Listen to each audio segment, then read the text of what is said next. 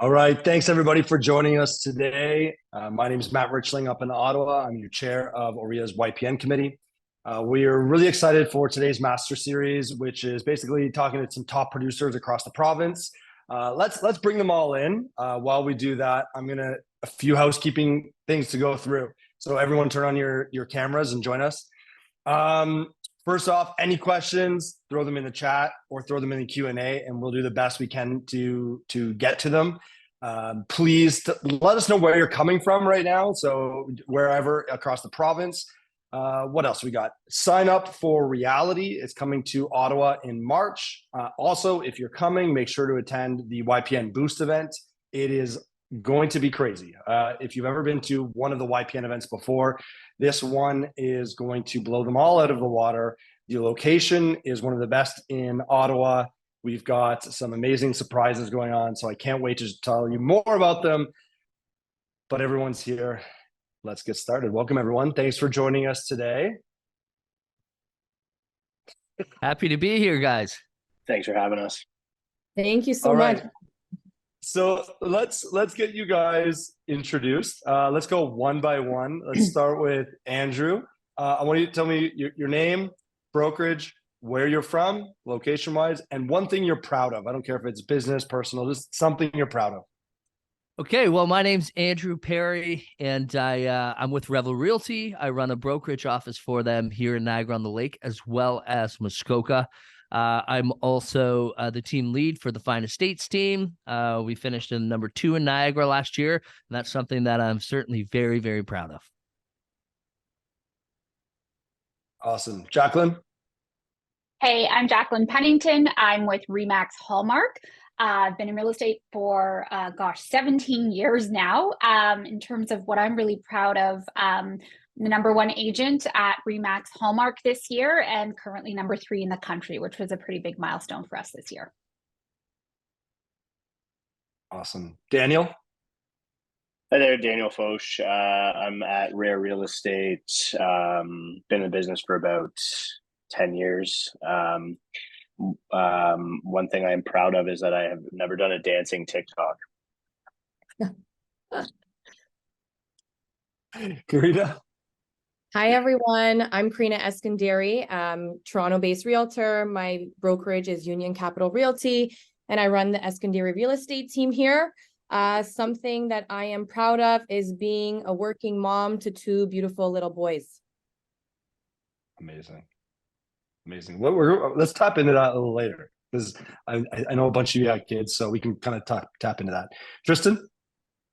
Hey guys, I'm Tristan Ritchie. I'm from up north, Sudbury, Ontario, and I'm with Lake City Realty. So we're like a boutique brokerage there.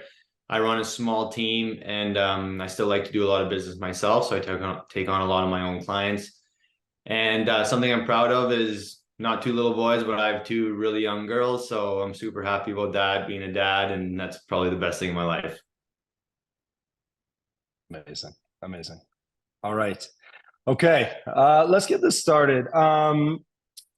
Let's just chat about how you guys got into the business. I think, just really quickly, because we all have those stories. Jacqueline, do you want to start us off? Like, how did you get started in real estate really quickly?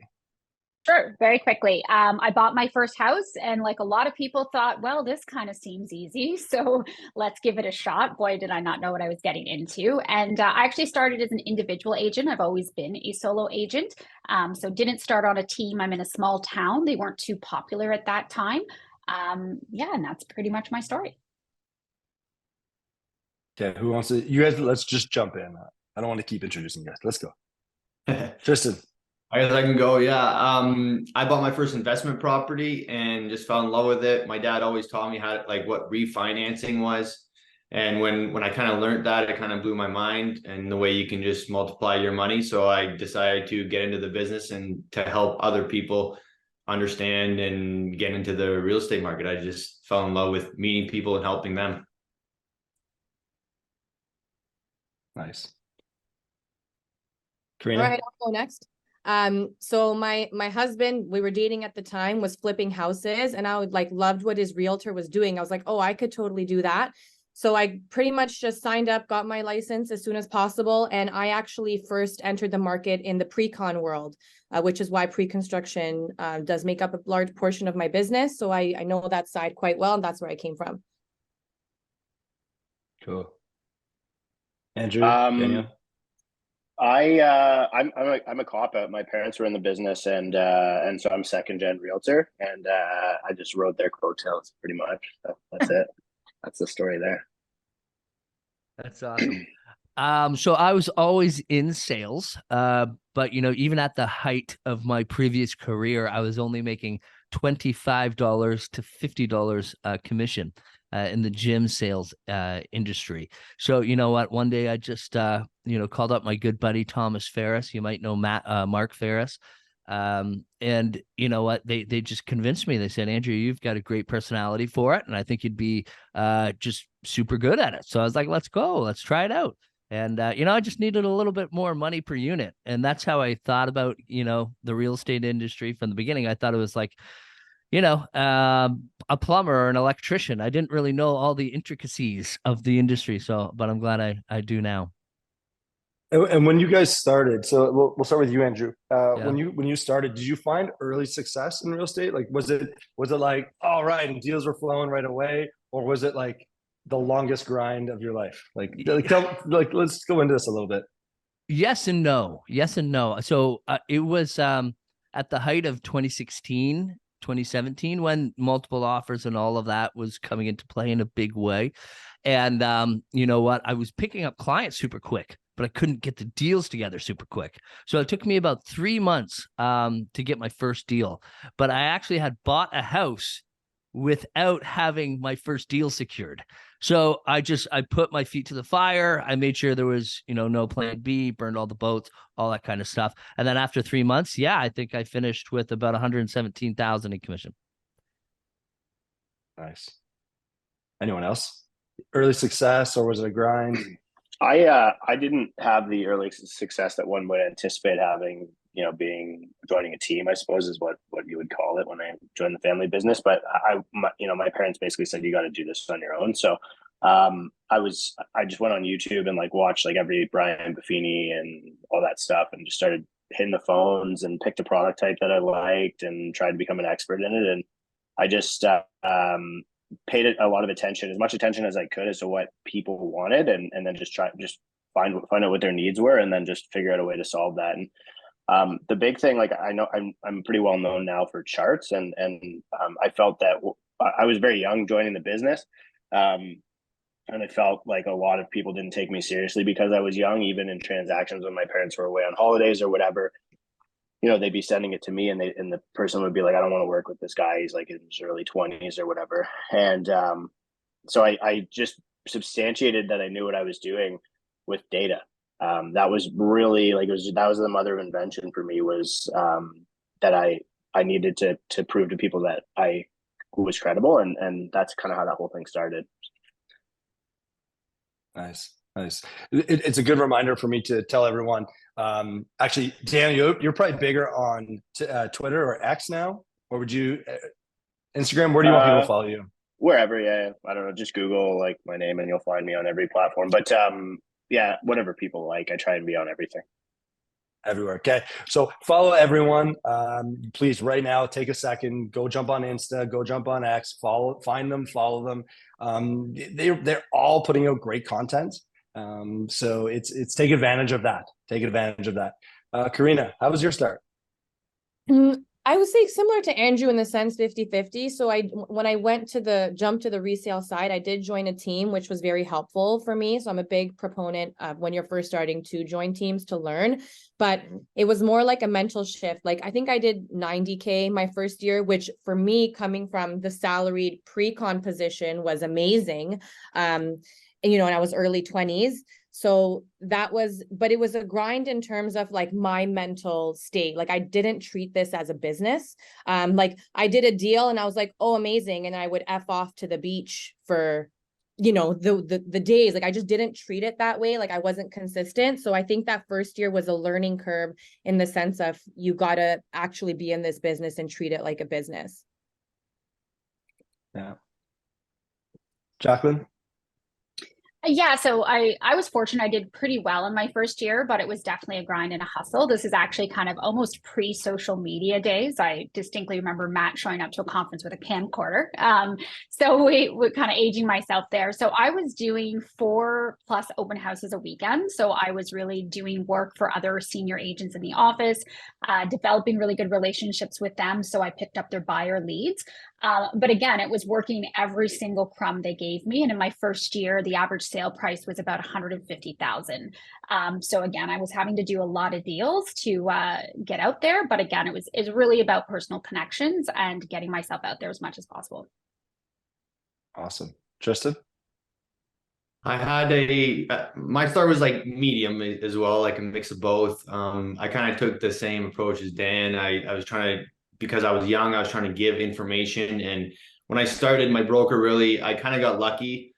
I had nothing to do, right? Not many clients. He's like, start making videos. And I know everyone says to make the videos, but 8 years ago, and I'm also in Sudbury up north, which whatever you guys are doing in Toronto, we're 5 years behind. So I could go to a conference in Toronto, see what you guys are doing, bring that information to my small city up here, and then I would be a little bit ahead of everyone else. So that I kind of got lucky that my broker just told me start making videos, educational content. So it gave me a little bit of credibility.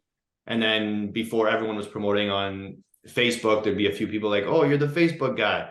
So I kind of just fell into it with the year that I got in the business. Awesome. Awesome. Andrew, you know, some of the others mentioned what they credited with success early on, or some of the things that they did to grind. Yeah. What was that for you? What were some of the things that you kind of tapped into to really leverage your start? So honestly, the biggest thing is I sat every open house, every Saturday, every Sunday. I picked up all the crumbs, you know, just like you were saying. And it was just, I was used to making 120 to 150 phone calls a day. Do I cold call? No. Do I warm call? Yeah, I could sit there literally all day and just have conversations with people until they're ready to book an appointment. And that's what I did. From a marketing standpoint, I knew that I was a young guy, fresh face. You know, I used to shave. It looked terrible. I bring up old videos and show my team all the time. But what I did is like, I realized, okay, Niagara's a small town. You know, I'm in Niagara on the Lake now, even smaller. And they will know if your for sale sign is not in the ground. You know, they'll know that your face isn't on a billboard or a dumpster or whatever.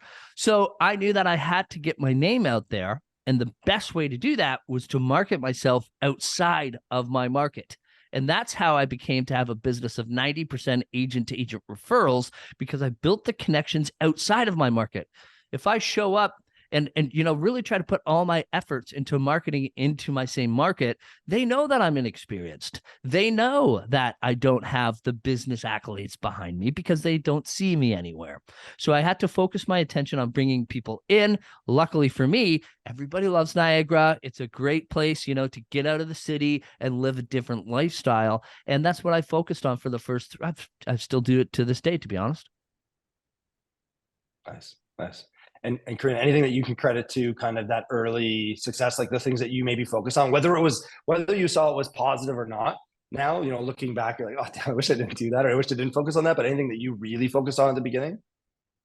I really similarly like picked up the crumbs, like whatever my team had, lease lead, open house, I would do all of it, any of it. I would, at the time I didn't have kids, so I would sit there late at night recalling all the leads, and I would just say like, I'm not going home until I get an appointment.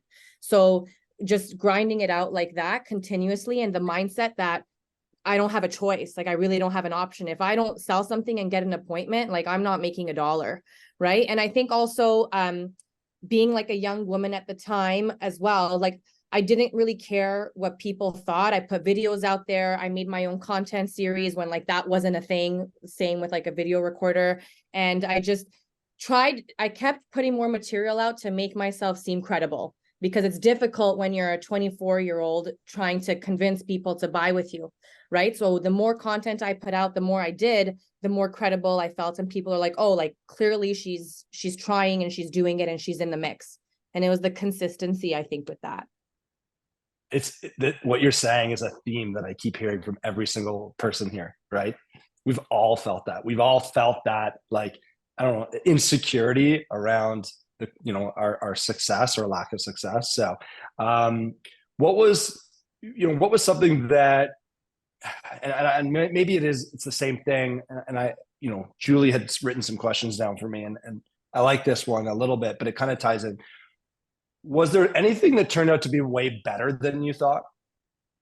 Right. So because at the beginning you're trying everything, right? You're hitting all the open houses. You're going to try maybe this. You're going to try that. You're going to try door knocking, cold calling. You're going to try all these things. Was there anything that you were like, you know what? Wow, this was actually better than I thought it was be. Kind of like, maybe, someone's like, oh, I'm not going to do cold calling. I hate getting cold called. And then you're like, oh, actually, I'm really good at this and I enjoy it. Was there anything like that, Tristan? Well, that getting in the business, I was never a cold call, door knocking. I still haven't done it once in my life to this day.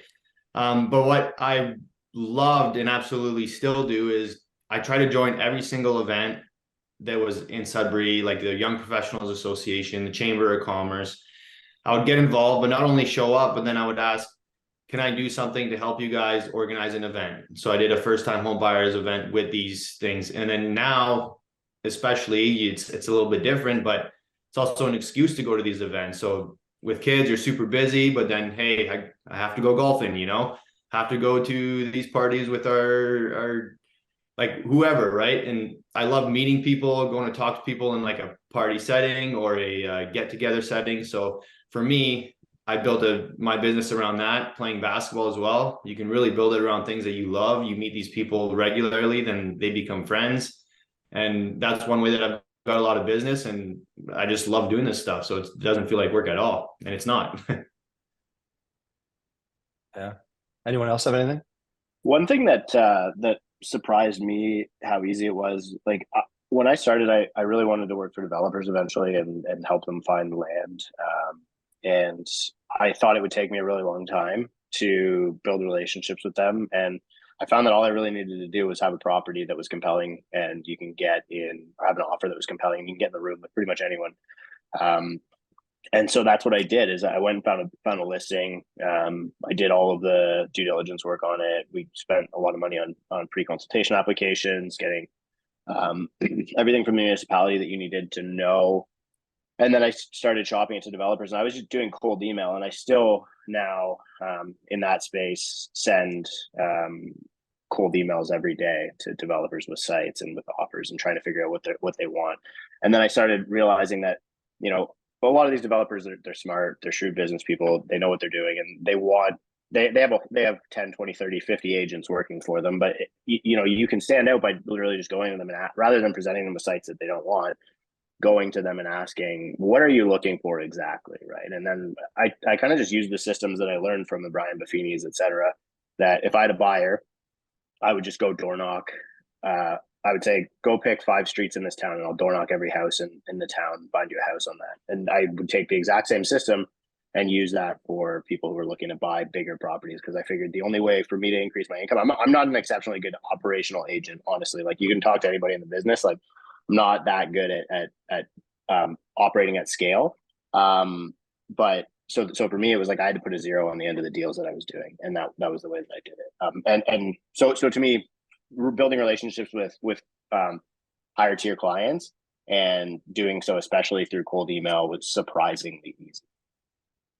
I just want to stay here for a second. Can you, if I'm an agent that's maybe a year or 2 in the business, so I've done some normal deals, and because of what you're talking about isn't really normal, right? It's not, many agents haven't even looked at something towards a developer. What would you tell the agent who likes what you just said and is interested in that? Like, where would they start? Where's a good starting point for them? Yeah, so the first thing I would do is probably meet, like, if you haven't decided on geography, I would start by doing that. But then, so you've decided on a geography, then I would meet with the planning staff in your local municipality. Like, they want to have people who are part of the development community reaching out to them, because you're going to become a conduit for translating this information to the people who are actually going to take it and develop the properties. And say, if I wanted to attract developers to this town, what properties should I be going after? And they'll present you with probably like a secondary plan or something like that. You can find all of this online, but I think I'm always like lead with the relationship, because they'll start sending you deals as well. It's mind blowing. A developer will approach them and say, I want to develop in that town, and they'll say, well, call this person. And so then you need to read through that planning document, because nobody else has. Even these planners, no offense to them, but a lot of these planners haven't. The only people who have read these planning documents is the lawyers who wrote them. So you need to read that and know it better than anyone else, and know the calculations, know how many units you can get on and pick a farm area, 500 units, know how many units you can get, what density you can get, how many square feet you can build on every single property in the area that you're planning to target, and then go knock on doors, go build relationships with those sellers and say, because I can promise you, no other agent, no other developer, even the planners haven't approached these sellers with that information, and you just instantly created value for them. And so that's what I would do to start. And I did that for the 2 major arterial roads in my market. Like, I was the only person selling those properties, and I was getting a premium for them because nobody else could sell. They were selling these houses to home buyers, and home buyers didn't want to live on main roads anymore, right? They were too busy. And so how do you get somebody to pay more money for it? Is you go find the right buyer it's worth more to. Awesome. Perfect. What was a turning point in your careers? Like, do you kind of sit there and say, you know what, I remember that moment. That was when we kind of went from, me bringing on an admin, or this was, I started door knocking, or like, was there something that you can kind of sit there and go, wow, like I remember that year, or I remember that thing that I did? Jacqueline, was there anything like that for you? I think one key year was probably the pandemic year. So in terms of, it was obviously in the beginning of the pandemic, very challenging for all of us. I don't think anybody knew the market was going to take off, especially in small town rural communities like mine, in the way that it did. So we got really ahead of it and put ourselves out there to be essentially the expertise. So if you're in a situation where you have to sell your house, in this current climate, we have the tools to do it for you. And I would say, not to say that was, the turning point in general, but that was certainly one for me, in the sense of, where I no longer competed for listings. The phone was ringing off the hook, that people knew if I have to sell in a tough market, this is the person that I have to call. And I think for me, that was a pretty big turning point in my career. Awesome. Anyone else have one that they can remember? Yeah. You know what? Honestly, I got into the business coming out of, I was fairly high up at LA Fitness. So, we were coming from the corporate world and, running sales teams. I thought that, getting into the real estate industry, I could just do it solo. And I didn't really need culture. I didn't need a collaborative space. And it took me a full year to realize just how lonely the real estate business is. And so, the biggest turning point for me is, as I started to get bigger and bigger on social media, I didn't really know the difference between what actual value was and what was just kind of fluff, what was fake it till you make it kind of thing. So I started my first team out of pure ego. And I'm sure you can imagine how those situations go. It blew up within 3 months. Like it was like embarrassing. It was embarrassing how big it blew up. So I think the biggest turning point was realizing that no matter what you're doing in life, in business, in sales, in real estate, it needs to be done together. You go farther together. And, I took that mentality into what is now, one of the best assets I have, which is my team and the people on the team. And, I love the situation that I'm in. And it took a huge mindset shift by thinking like, look, you're not starting a team to help you make money and do the things you want to do and, go F off to a beach or something like that. It's about a collaborative space of helping everybody around you grow and become better people. So once I realized that, our rankings started to go up, our pockets were all filled, and, whichever way you twist it and turn it, everybody is a little bit more happy with that shared and alignment. So I think that was the biggest turning point for me. Karina, looks like you're going to say something. Yeah. I would say for me, it was hiring like my first employee, like the inside sales / client care. Mm-hmm. So similar to Jacqueline, like things just kind of blew up during that COVID time. I remember I was giving birth to my second son, and I literally did 12 deals in those 2 days, which was psychotic, like just not good, like not a good situation, right? But once I hired my inside sales rep, what I found was like, I have all these online lead generators and I just was so busy that I was not calling them. So it was literally like I was flushing thousands of dollars down the toilet because I wasn't ever following up or calling. And once I hired her, like that completely, you know, transformed my business to a 7-figure business, right? So it was because I had the ability for someone to be doing that work and calling the pre-con leads and calling the seller leads when I was just kind of running with my head between my legs from appointment to appointment. So that was a big one for me. Yeah, hiring always, right, is always a huge step. That's amazing. Yeah. Tristan, Daniel, anything for you guys? Oh yeah, okay, you got some? Oh no, go ahead. Oh no, I want to go back to the, like, you know, what you're saying, Karina, about hiring, and I think, do we all have someone here? We all have an employee, or we've all hired someone at some point, right? Yeah, okay. If I'm talking to an agent, when do I do that? When's the best time? When do I start looking at, all right, I need to start doing this? Anyone jump in? From my perspective, it's sorry, Andrew. Yeah, when you're doing tasks that you're not the best to be doing, like I have an analyst, I don't have an assistant. I'm not that bad at administrative tasks, and I think that most of them can be automated pretty easily. But I just stopped being good at analyzing deals on a granular basis, and I couldn't keep up with the work. And so I think that there's two things, right? It's like, if you reach a point where you're completely at bandwidth and there's tasks that you're doing that can be outsourced affordably, especially in like the current environment with VAs and automation and stuff like that. And then when you're doing things like, there's this Japanese concept called ikigai. It's like a reason for existing, and it's like, what are you the best at, what you can get paid the most for, what you enjoy doing, and what the world needs. And when you stop doing tasks that are that's where you need to find somebody who can do them and probably will do them better than you will. Yeah, that's a really good point. There's one misconception that, you know, I hear coaches or, you know, online, you know, gurus kind of talk about. It's like, you know, once you hit your 30 deal mark, then you hire an assistant. I don't believe that's true at all. I believe, just as, you know, Dan was saying, is that once you get to a point, there's 2 books I want you guys to go pick up. Buy Back Your Time by Dan Martell and Who Not How. Oh shoot, I always forget the guy's name. Dr. Sullivan, I think. I can send it out. It's an amazing book. It will help reshape your entire mindset on hiring, because, you know, one of the best tips that I ever got, you know, in my second year, I was looking at hiring somebody, but, you know, at that time they were going for about $30,000 a year. I was like, where am I going to find $30,000 a year? You don't think about it like that. Think about it as $2,500 a month. Break it down monthly. Can you find an extra $2,500 to offload all of these tasks that are otherwise hanging you up and taking you out of production?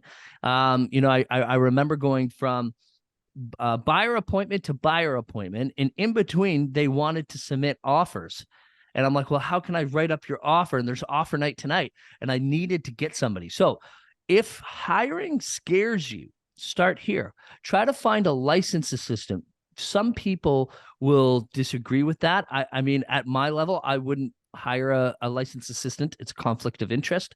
However, when you're getting started out, it is a good idea because you don't necessarily have to pay them a salary. You can give them a cut of the deal. So think about that and pick up those 2 books. Dan Sullivan. Yep. Who Not How. There you go. Thanks. So I'm maybe perfect. I'm maybe an example of someone who hired too early, but I did it knowingly.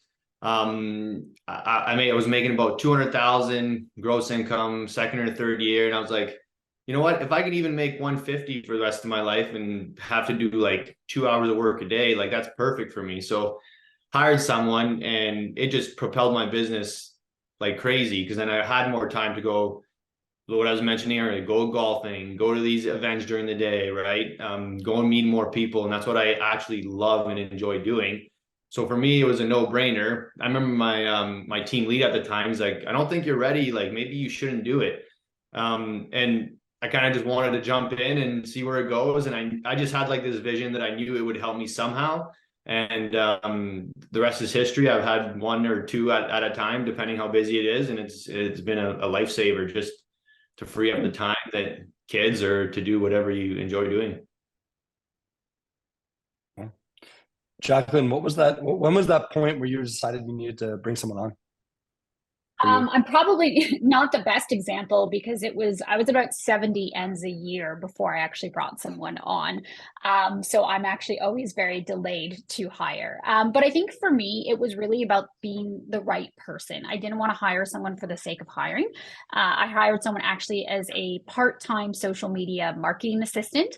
Loved them to death, and they've actually evolved into my marketing manager now. They've been with me for over 7 years. So I think it's really about, to some of the other points as well as a capacity. You want to be in a situation where you're still providing the same top-notch service that your clients are expecting, and you're out there working the business and not, being bogged down with administrative tasks. But it's also, for me, very important. I have a staff of 3 to have a good ROI on it in terms of I look at it from a perspective of I have highly skilled professionals on my team that I pay because they're highly skilled professionals and they're worth every penny to it. So I think that's really important as well. As again, I see a lot of people out there hiring for the sake of hiring, and that, a big monstrosity of a team might look good on a billboard, but what are these people actually doing to either improve your business or to improve your own life balance? I love this. So one of the cool things about this panel is that I've heard I heard a ISA, I heard an analyst as my first hire. I heard, all these different roles. So Jacqueline, I know you're staff heavy, right? Because you're not a team, you're a sole agent. What Yes. are the roles and how many do you have and what are their roles? I have 3 full-time staff. I have a marketing manager. I have a business manager / he kind of helps fill in with admin tasks. And then I have a full-time licensed assistant now. Nice. So just the 3. Nice. Yeah. But I am the only salesperson on the team. That's cool. And Andrew, I know you've got a few staff. Can you run through their roles? Yeah, so we have a director of operations. We have a director of client care and marketing, Gracie, who's amazing. She's also doing our transactions as well. So we are in the hiring process for a third admin to just handle transactions and listing uploads. And then we have a VP of sales, Crystal Simons, who is now our senior listing specialist, who takes care of all of our listings as well. Nice. Daniel, what does the analyst do for you? Can you?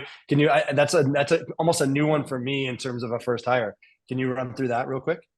Yeah, he basically looks at deals and everything that I said that people need to do to have a wealth of information and know a property better than anybody else in the market. He does that, and I've gotten good enough at reading a summary sheet and understanding what it is and building this SOP. And that's a huge thing for is building your standard operating procedures when you're bringing somebody on and when you're hiring. There's actually a new app out. I'll try and find the name of it while I'm on here, but it basically just follows you as you're doing your tasks and builds it out. Yeah, he basically just underwrites properties to find out whether or not what a developer, we know what all of our clients are willing to pay on a per square foot basis, what they're willing to pay on we're not seeing a ton of development stuff right now, so it's a lot more infill guys, people wanting to build fourplexes, etc. And so we know what all of our client mandates are, and we basically say, okay, here's a property, it'll fit that person. It's just connecting dots from there, and then I will take the deal and he'll present it, I'll present it to the client. But most of the work of finding out what a deal is, what its compelling value proposition is, and who it fits with is done by the analysts. Awesome. And this is why I love the business, is there's no right way. There's no, everyone does it and can do it a different way. And I absolutely love this. Okay, let's switch gears a little bit into maybe some lead gen stuff. We had talked about, Karina, you kind of talked about, being overloaded with leads. You needed someone to call for you. What are some of the sources of lead gen that you look at right now and that you're using? So I run pre-con leads for per project basis. So that's a little bit different. You can run them. Google's much more expensive, usually a stronger lead, but a lot more expensive. I think they've been averaging around $80 a click. So I would say my advice to new agents on that is you either need to invest big, be prepared to spend 20 grand plus, or it's sometimes just not maybe worth it if you're going to have a limited budget. Facebook is less expensive. However, leads are not as strong. So on top of that, I think I've used almost every lead generation program ever. Agent Locator, Mankind, like I've used everything. I run YLopo still. It's an American-based company, has a pretty good AI system. But my tip and my advice for that is only do this if you are actually going to commit to this as one of your lead generation tools. Because if you don't follow up, it will be a colossal waste of money.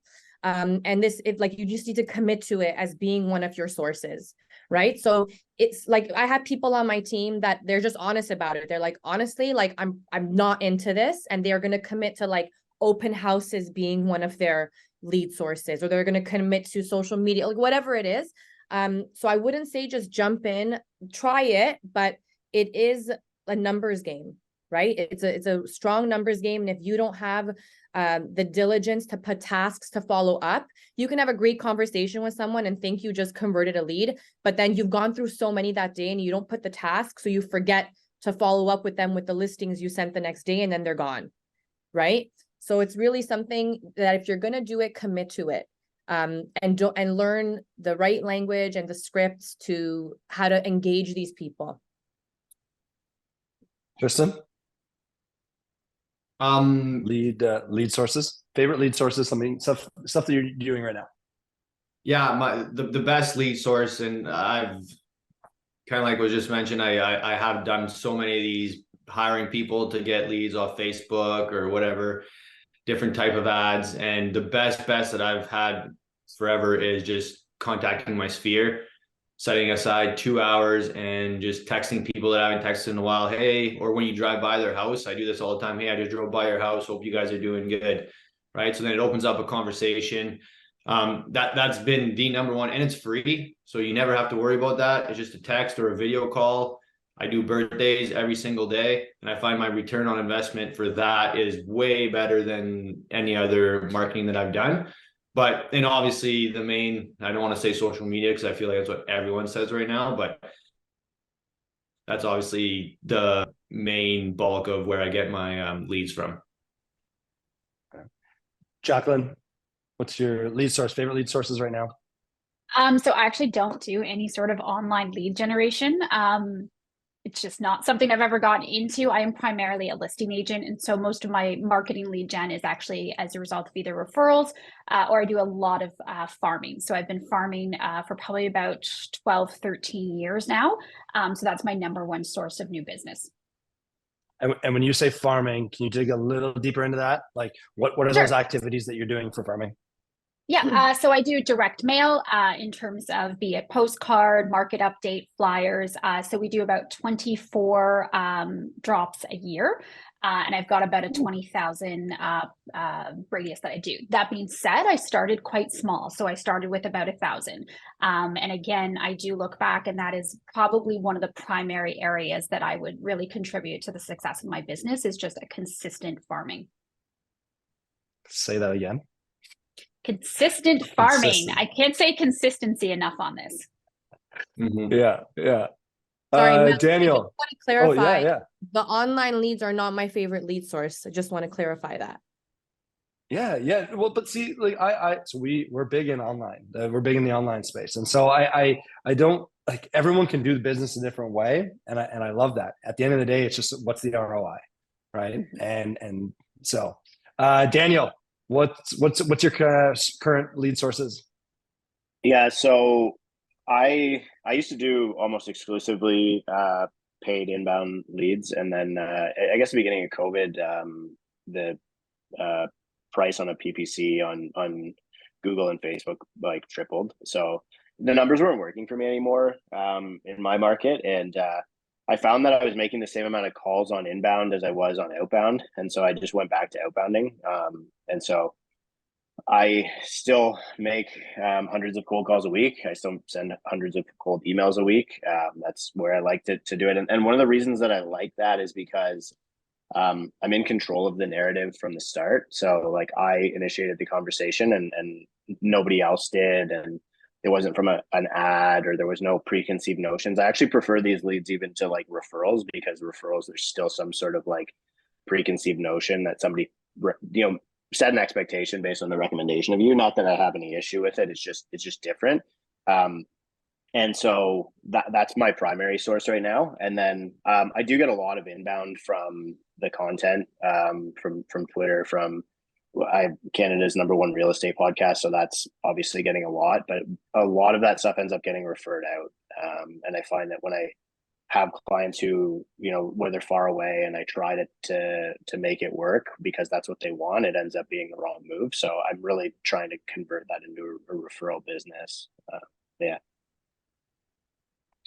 Awesome. Just a quick reminder for everyone: throw any of your questions into the Q&A. It's probably the best place for me to be able to sort through them and check them out. Andrew, favorite lead sources that you guys are running right now. So yeah, I've done it all, just like Karina as well. Mankind is a good friend of mine. Agent Locator Auto, the good friends of mine. I've worked with them for years, but what I realized over COVID, same as Daniel said, is that it just wasn't making sense. The quality was down, the price was up. And so what I've always been good at for my own personal business is, just creating value for other agents. I get in trouble from a lot of team leaders here and, high up people in the industry. But if you call me, I answer in almost one ring. If you message me, I'm usually responding in a matter of seconds. Speed to lead. I find that agents are very, the next shiny object syndrome kind of thing. So if they don't, just like a lead, if they have a question and you don't answer them, they've probably asked like 5 or 10 people. So I like to create that value and accessibility for other agents. However, our team's #1 lead source, and I understand it doesn't work as well in Toronto, but what we really, really, really love is community events, home shows, expos. We are involved with the town. We sponsored the public skating. So on Family Day, we'll be there for 4 hours, coffee, hot dogs, games, all of that. The Niagara on the Lake Home Show, we've got a double booth. We're going to be bringing in a stager, a photographer, family photos. In the winter, we do meet Santa Claus, get a photo with Santa Claus. So we're always intaking emails. We don't go there and just say, "Hi, I'm Andrew. This is the Fine Estates Team booth. Yeah, have you heard of us?"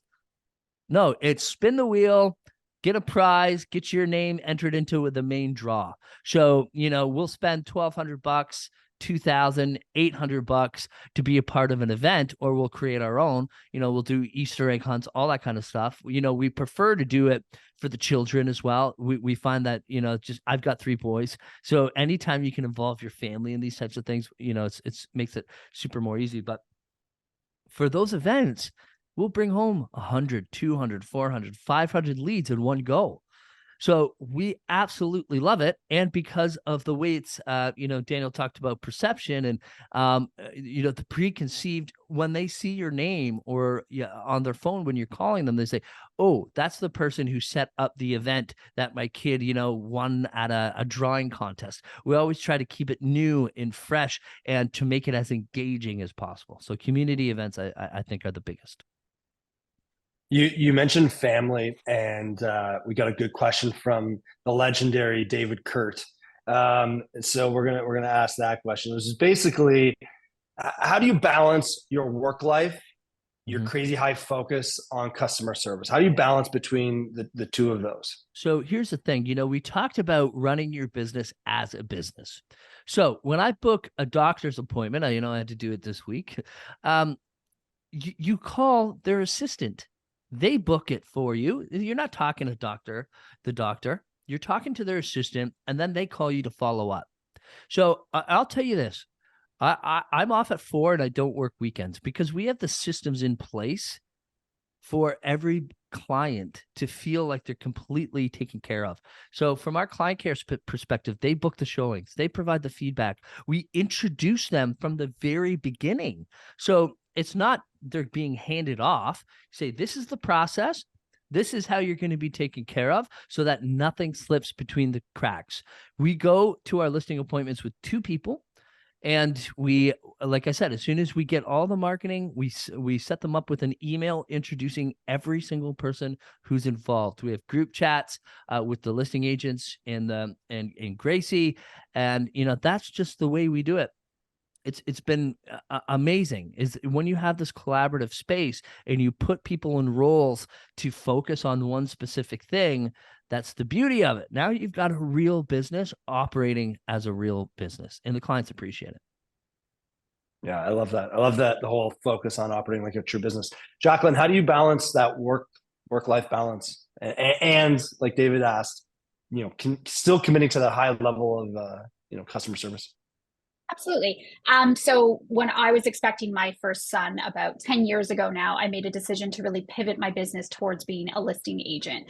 And that was something that took a lot of work. That's why I do a lot of the farming. So about 80% of my business is listings. And that was by design. I didn't want to be on the roads evenings and weekends showing houses when I have a young family at home, as I know many of us do. So again, in terms of, I think to Andrew's point, there's a lot of decisions you can make strategically in terms of how to balance that. And I remember one agent telling me when I was expecting my first child is, it puts things into perspective in terms of, am I going to leave my son at home to go run the roads all Sunday afternoon with a tire kicker? Absolutely not. If I'm going to be leaving my baby at home or my child, you're going to be buying a house today. So it really helped me to kind of qualify the type of people that I was working with and really put a little bit more value on my own time by thinking about it in terms of, is this worth being away from my family for? So again, it's really about working smarter and really finding ways to ensure that you're working with smart, qualified individuals as opposed to just looky-loos. Asking the difficult questions in advance. Yeah. Karina, how do you balance everything? I think it's really tough. Like I have still little kids, and being the mom, obviously you're very present figure. And with our industry, like Jacqueline mentioned, you're running around night times, weekends. So that's kind of when I decided to start a team. So after I hired my inside sales, I decided it was time for me to start a team. So that way I can offload as many potential buyers as I could. So I was dealing more with the listings, and the buyers would be given to the team. And you have to kind of be okay with that, to say, I'm okay not making 100% of that commission because my time is more valuable to me with my kids, right? So it's kind of like a mental shift you have to make. So that's pretty much how I've been operating now. Good. Tristan, how do you balance the work-life balance? Yeah, I'm still having trouble with it. So you guys' answers really helped as well. But same thing. I started a small team, got 3 agents working with me, pass on some of the buyer leads as well. I still enjoy doing the buyers though. So since having 2 kids, my business has slowed down, and I just kind of had to be okay with it, because like it's been growth, like 6 years in a row. Over COVID was just crazy. And then I kind of just had to be okay with the fact that, like, hey, I actually would prefer to make less money and do less deals, but spend more time with the kids. And so I was struggling with that, because I'm always someone who wants to like do better. So I just had to realize that doing better for myself is with the family and the kids. And the business is still really good, so I don't need to complain about that. So still working on it. Awesome. All right, let's get into some of these questions. I know one that hasn't been asked yet that I've seen, but it's going to be asked. What CRM do you guys use? So just go through it. What do you guys use? I use sorry, Matt, before we move on from the last one, I just want to chat on work-life balance. If anybody gets the chance, I'd recommend looking at Jeff Bezos' commentary on work-life balance. He uses a concept called work-life harmony. And I think that like there's this idea that a work-life balance is that there's like some sort of strict trade-off between work and life. And like there's nothing necessarily wrong with showing your kids the value of hard work and that there's compromises, and that like, I mean, like life in Canada is very easy. And I think like are showing them that there are difficult things that you have to do to earn that. And then the other piece is that what Andrew's describing, like doing community events. Like if you're an agent, and I grew up in a family that my parents were both in the real estate profession, I was going to those community events. I was helping them. I was part of the audience there. And so like that's a very good example of how you can tie work and life together in a really good way that's meaningful for your kids, and they get to see you there. I remember I was like out delivering flyers with my parents when I was a kid and whatever. And it's so, I mean, there's a way to do it in a very tasteful way. But anyway, Jeff Bezos, who I would say is probably pretty qualified to talk about this, has some really good stuff on it. I'll post an article in the chat. And for CRM, I use HubSpot just because it has the most automation. And I want to agree with Daniel's point. I think that's an excellent point in terms of, let's not be afraid to show our kids what hard work looks like. A lot of our kids have very privileged lives. And my family is very focused on that. My husband works in our business. So when my husband's putting up signs on a weekend, my kids are in there in the car with him. So again, most of our clients know who my kids are. They're going to all the community events, have them be a part of the business. Mm-hmm. I love that. All right. CRM, Andrew, what do you use? Follow Up Boss? Yeah. Follow Up Boss. So yeah, it's the only way to Boss. go. With our team, it gets up there. I think we're at like $1,400 a month now, but honestly, we wouldn't change it for the world. We've also integrated it with this amazing dashboard program called CTE. We're just working out, our director of ops, Andrea Lombardo, who's amazing, has been digging into that with Gracie as well. And it's just, they work together. They help create competitions, healthy competitions within your team, as well as you get to see where everybody's at any given time, because your goals are not your goals anymore. They're the collective goals. So Follow Up Boss in conjunction with CTE. Nice. Tristan? We use, it's called Lofty now, but it used to be Chime. So they just transferred everything all over, got bought out. So that's what we use right now. Nice. And I think a quick thread was no one was like, ooh, we don't use one. That was like, no, this is what we use. Everyone uses one, right? So I have a super KV I have KV Core also. And I find, so there's like I don't use it the way that I should, but there are a couple features that I do like on there. So for example, through KV Core, you can do something called a property boost. And basically that does Facebook ads for the listing. And that's pretty much the only reason why I use KV Core. But the reason that I like it is because when I have a listing, I can show the seller and I say, hey, look, I put like the word that what I'm saying in my list. Facebook ads, I can actually show them proof in the pudding, say this was the ad we ran, this is how many views you got, this is how many clicks, this is how many leads, and it actually shows them what you're doing. And it's a click of a button. So I pretty much pay for KV Core just to use that tool, but Follow Up Boss is my main one. Awesome. There was a good question here that I just want to jump to. We're going to pivot a little bit. If you were a new agent with a limited budget, which I think it probably hits every new agent, and you're very young, how would you generate business? I think that's actually a good little spin to it, right? Because I know when I was younger, sitting in open houses, I hated it.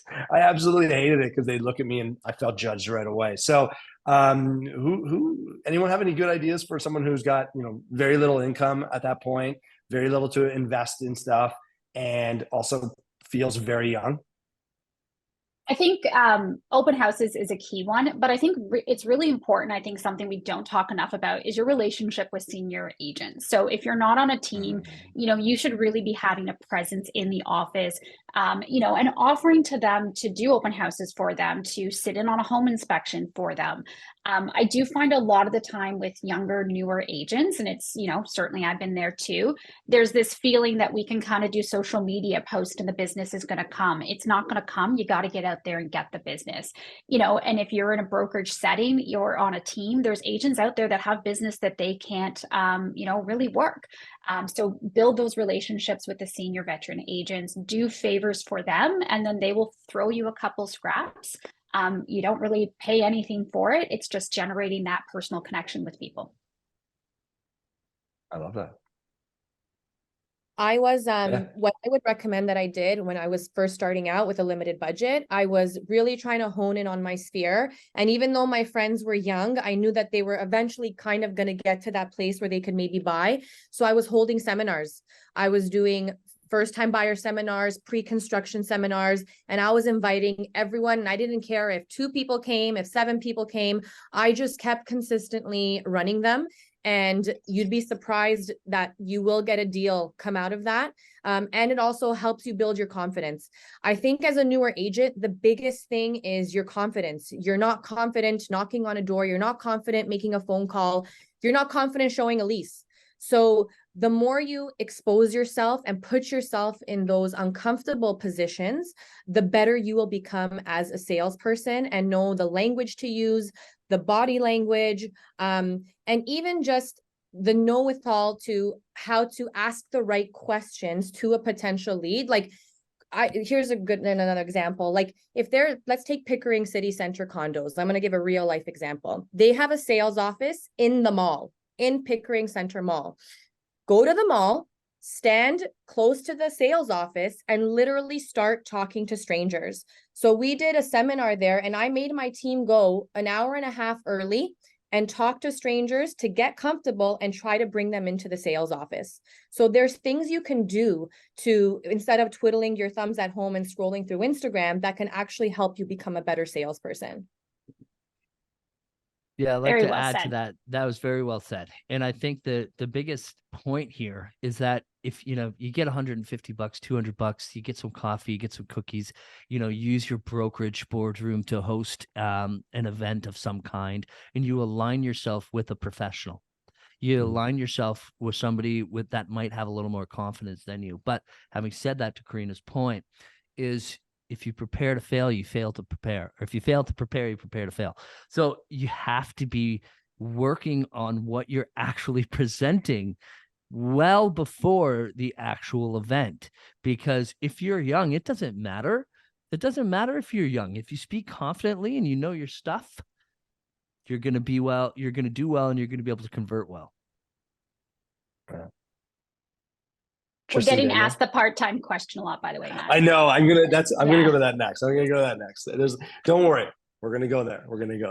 Yeah, there's So yeah, sorry, Tristan. Okay. I would say like the big thing that a lot of people could do that most people don't. I think most people just kind of take whatever they can get, or just like are kind of flailing and trying to get I think chasing a dollar is pick the client that you want to represent. Either as a buyer or a seller, and go meet one and sit down with them and ask them what their needs are, and then figure out how to serve those needs better than anybody else. And it's really just a market validation exercise. Like, you don't have to say, oh, I'm trying to list your house. You could just be like, what would it look like? If I were to be the best person in the market to list your house, what would that look like? Or, for me, it was developers. Like, I wanted to know what they wanted from a product perspective. And then I sat in their boardroom. I listened to them speak for an hour straight. They could see me taking very thorough notes, and then I would go and find that thing. So I think like a lot of people they assume that they know the answer, but until you ask your client what the answer is, I don't know if any of us necessarily know, right? And so I would really, really pick your perfect client, first-time buyers, investors, whatever it is. And your content should be reflective of that as well. Make content that teaches them all of the things that they want to know. Ask them, what are 10 videos that I could make that would create value for you this month, right? And then just do that. It's not that hard, right? Just listen to your customer. Yeah. Tristan? I was just going to confirm what was said earlier. The seminars are perfect. Even if no one shows up, you're promoting the seminar. People see that you're an expert figure in the field. And then the people that do show up are very serious. So I've had some where 2 people showed up, 2 clients, 2 sales. So and then like you said, you're preparing for it. So you're just, even if no one shows up, you have all that knowledge that you've prepared for and have in the back of your mind for next time you meet someone. I think the biggest thing I'm hearing from everybody is really putting yourself out there, right? Is getting uncomfortable, putting yourself out there and pushing forward, right? And saying, oh, this doesn't feel good. It's not normal to me. And then still going, okay, let's try it out, right? And then you see, oh, you know, that wasn't too bad. I had this story in my head that would be horrible, and it wasn't that bad. Okay, let's answer this part-time question. I'll let anyone kind of take it if you want. Basically, I can't find it now, but it's basically along the lines of, do you see someone being able to have success in this business part-time? Anyone? Do you want the truth? Yeah, the truth. The truth is probably not. And sorry, please disagree with me if the other panelists feel differently. The challenge is we have what, 70,000 agents in Toronto alone right now. Please pop up if I'm incorrect. It's in a highly, highly, highly competitive industry.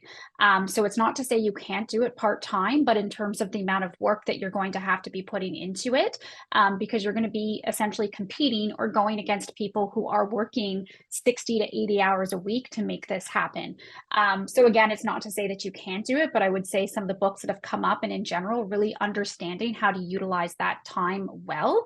If you're not working weekends at the other job, again, you should be out all weekend long. So it's not to say it can't be done. I personally think it would be a very big challenge though. Also, over the past, 2 years, 24 months, and maybe some people are even saying this year, where we're seeing record lows in terms of sales.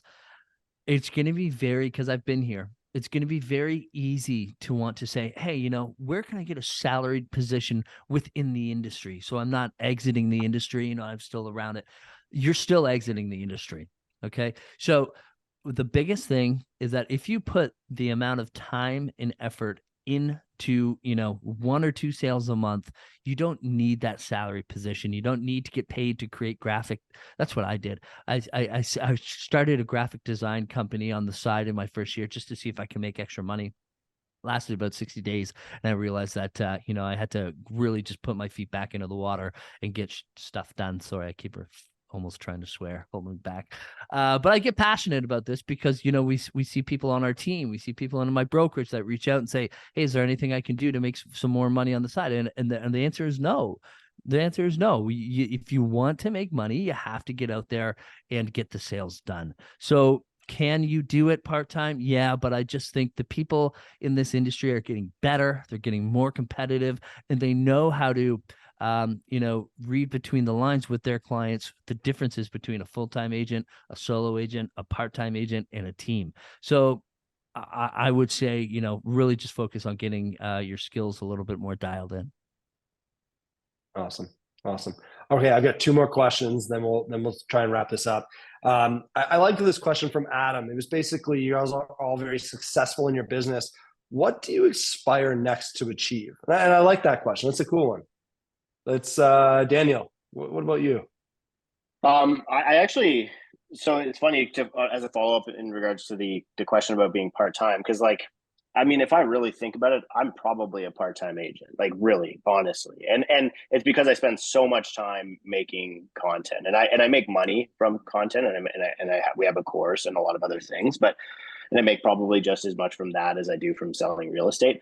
And I have those are independent businesses with partners, and circling back to, I think, question number 1, which was when we hire, finding the right partners for other businesses is just as key as hiring. But so for me, to be honest with you, it would be only representing the clients that I want to represent, not representing clients because I need the cash flow or I need the deal or whatever. And starting to make money from other businesses where I can create more social value as a real estate professional than I can on a one-on-one basis in just transacting properties. And that's maybe not the right answer for this panel, but that's probably what it is for me. Making more money from content, making more money from educating investors, doing it at scale and doing it coast to coast, which I just quite simply can't do as an individual agent. But it speaks to a level of success that you're now able to sit there and say, you know what, I get to choose who I want to work with, right? I get to get real picky. And so I think that comes from the success that you've had, right? So, Karina, what's next? What's next for you? What are you trying to build? What are you trying to do? So I already started it last year, just kind of dabbling into it, because to be honest, I don't foresee myself hustling this hard this way probably forever. So I did have my first course for agents where I did run a few times, and I went to a couple brokerages teaching it as well. So I will likely get more into coaching. I am going to be starting one-on-one coaching as well. It's going to launch end of this month. So most likely I'll transition more into that in the future, and kind of run my team more on an operational, like my strong suit is like creativity and marketing. So I don't care so much for the actual showings and dealing with questions and stuff like that. Like I'd rather just think of the creative ways to get leads or whatever, and let the team handle the day-to-day hand holding. So I'll probably kind of go more into that. You want to run the business. Yeah. Awesome.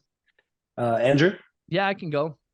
So a big goal of mine last year was to step out of production. I think I maybe only did like 5 deals for close friends, family, commercial deals, things like that.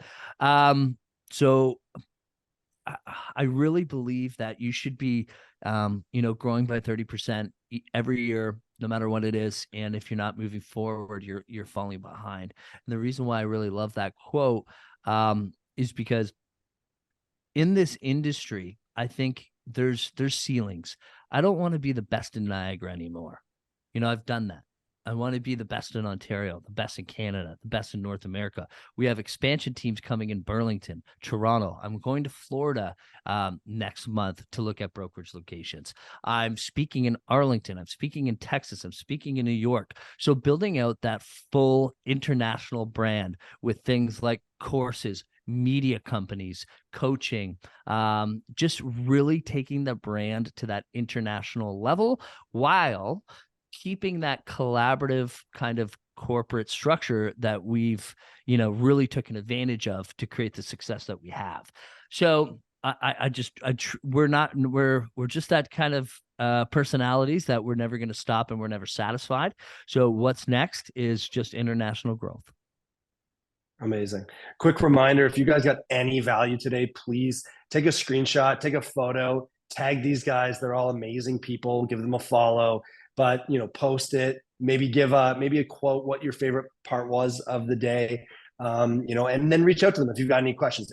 These people, I know them all, are willing to help you. If you ask them nicely, they will be there to help you.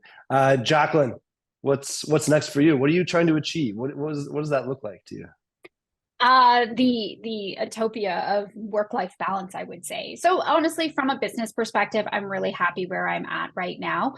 It's been a really challenging few years, the past couple of years in real estate, I think, for everybody out there. And I think for me, it's really just continuing to work on and focus on putting my family first.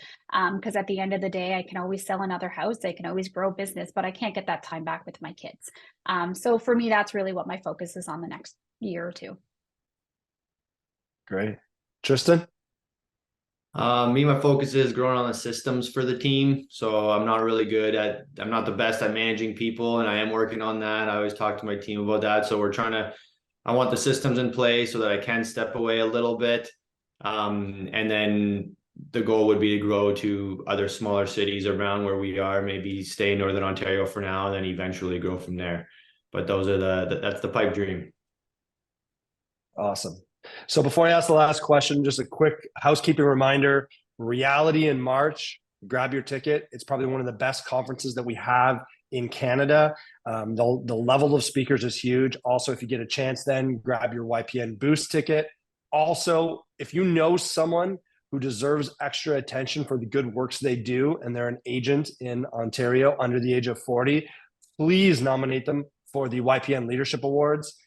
Those are open right now for nominations. If you know someone, please tell them to either apply for them put their name down yourself, or tell them they need to apply. There are great people in this industry that deserve to be heard and deserve to be known about, and this is one of those ways. So keep that in mind, please. All right, last question I'm going to ask is: I'm a new agent. What do you've got a few sentences. What's the advice you're going to tell me? Let's start with Karina. You're a new agent. Okay. Number one, make a business plan. I think that's definitely something that every agent needs to do, is have a proper business plan. Also understand what your lead sources are and work backwards from there. So for example, open houses, social media, online leads. Let's just say those are some of your lead sources. What are the plans of action for each of those lead sources? So all this information is going on your business plan. And then if you have a goal, let's say you want to make $120,000.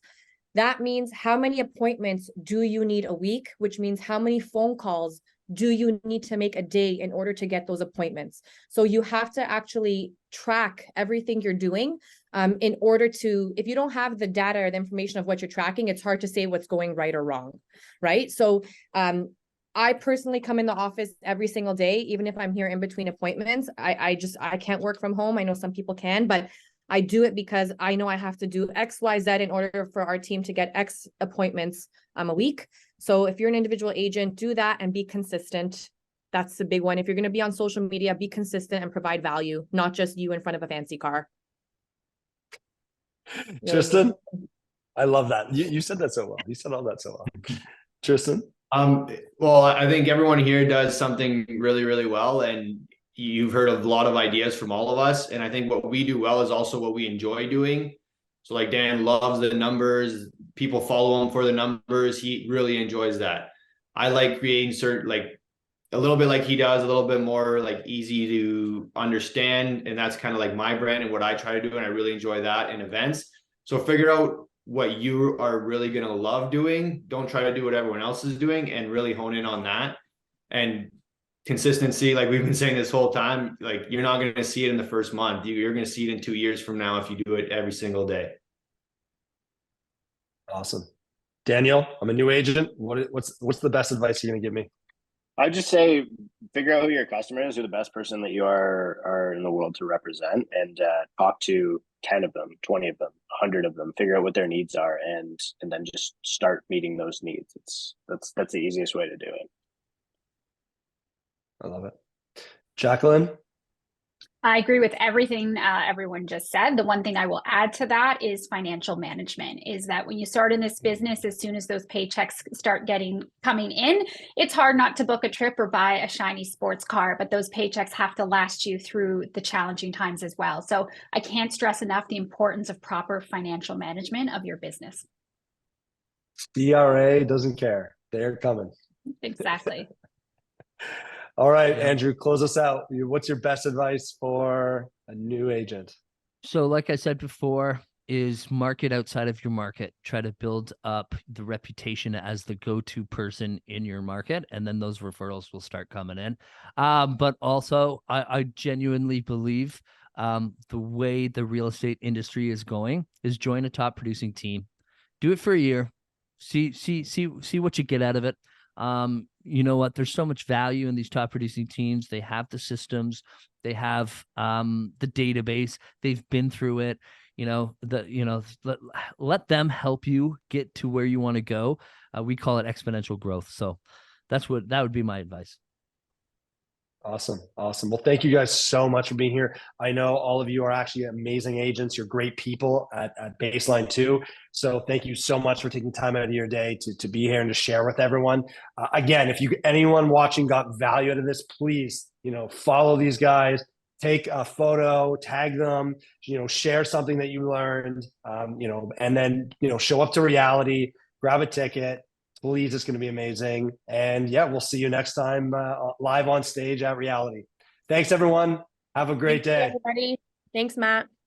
Thank you. Matt. Thanks, Appreciate everyone. it. See you guys. Yeah, thanks everybody. We'll see you. Thanks.